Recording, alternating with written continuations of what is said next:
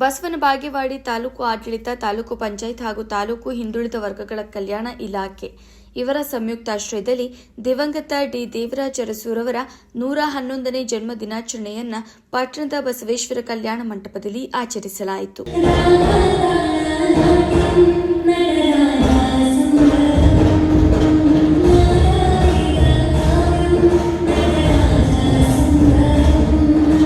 ಕಾರ್ಯಕ್ರಮವನ್ನು ಉದ್ದೇಶಿಸಿ ಮಾತನಾಡಿದ ಸಾಹಿತಿ ಅಶೋಕ್ ಹಂಚಲಿರವರು, ದೇವರಾಜ ಅರಸು ಅವರು ಕೇವಲ ಹಿಂದುಳಿದ ವರ್ಗಗಳ ನಾಯಕರಲ್ಲ, ಎಲ್ಲ ಸಮಾಜದ ನಾಯಕರಾಗಿದ್ದರು.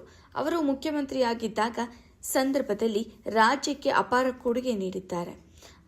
ಅವರ ಆದರ್ಶ ಮತ್ತು ಸ್ಫೂರ್ತಿ ಇಂದಿನ ಯುವ ಸಮುದಾಯಕ್ಕೆ ದಾರಿದೀಪವಾಗಿದೆ ಎಂದು ಹೇಳಿದರು. ವರದಿ ಗಂಗಾಧರ ಆರ್ಯರ, ಬಸವನ ಬಾಗೇವಾಡಿ. ಬಸವಣ್ಣವರ ಬದುಕಿನೊಳಗೆ ಒಂದು ಘಟನೆ ನಡೆಯುತ್ತದೆ.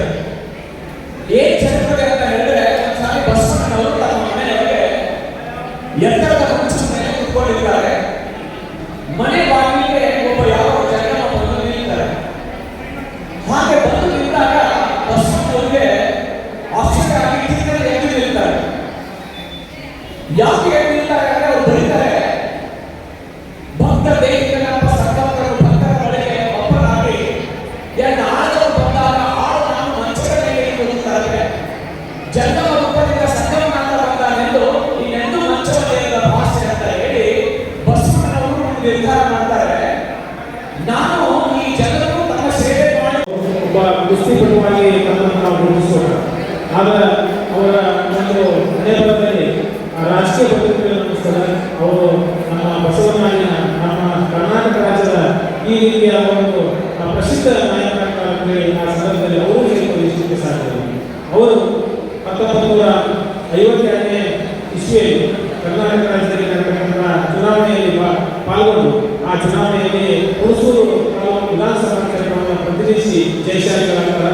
ಅದೇ ರೀತಿಯಾಗಿ ಮುಂದೆ ಬರ್ತಕ್ಕಂಥ 58 ಮತ್ತು 62ನೇ ವಿಧಾನಸಭಾ ಚುನಾವಣೆಯಲ್ಲಿ ಸಹಿತ ಜಯಶಾಲಿಗಳಾಗಿ ಅವರು ನಿಜಲಿಂಗಪ್ಪನವರ ಸರ್ಕಾರದಲ್ಲಿ ಅವರು ಅನೇಕ ಒಂದು ಇಲಾಖೆಗಳ ಸಚಿವರಾಗಿ, ಸಾರಿಗೆ, ಬಂದರು ಸಚಿವರು ಹಾಗೂ ಪಶುಸಂಗೋಪನಾ ಸಚಿವರು, ಈ ರೀತಿಯಾಗಿ ಅನೇಕ ಇಲಾಖೆಗಳ ಸಚಿವರಾಗಿ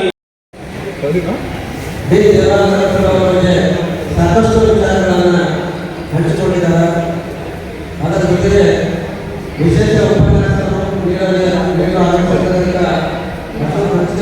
ಸಾಕಷ್ಟು ವಿಚಾರಗಳನ್ನು ತನ್ನ ಜೊತೆಗೆ ಚರ್ಚೆ ಮಾಡಲಿಕ್ಕೆ ಬಂದಿದ್ದಾರೆ.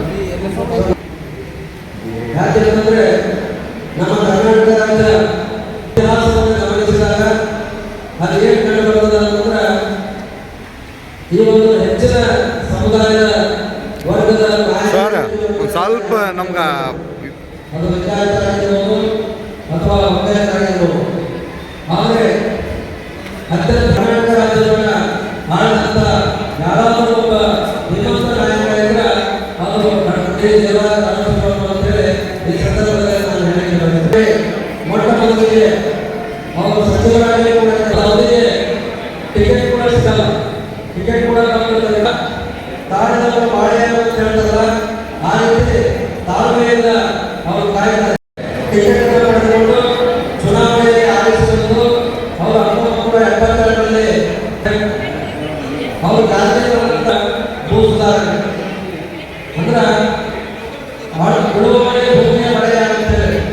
ಅದು ಕೇಂದ್ರ ಸರ್ಕಾರದಲ್ಲಿ ಜಾರಿಗೆ ಬಂದಿದ್ದು, ಅದನ್ನು ಪರಿಣಾಮಕಾರಿಯಾದ ಸಮಾನವಾಗಿ ಸಂಪತ್ತಿನ ಹಂಚಿಕೆಯ ಆಳುಗಳನ್ನು ಇಟ್ಕೊಂಡು ಅವರು ಒಕ್ಕಲತನ ಮಾಡ್ತಾ ಇದ್ರು.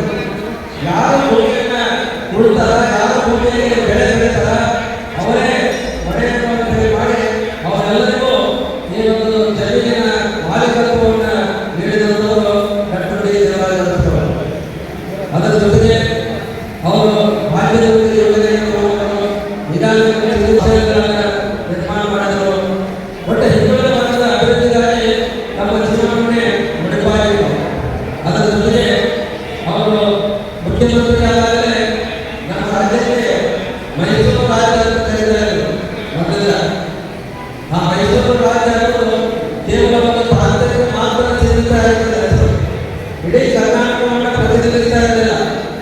ಹೀಗಾಗಿ ಅವರ ಮುಖ್ಯಮಂತ್ರಿಗಳಾಗ ಈ ಮೈಸೂರು ರಾಜ್ಯಕ್ಕೆ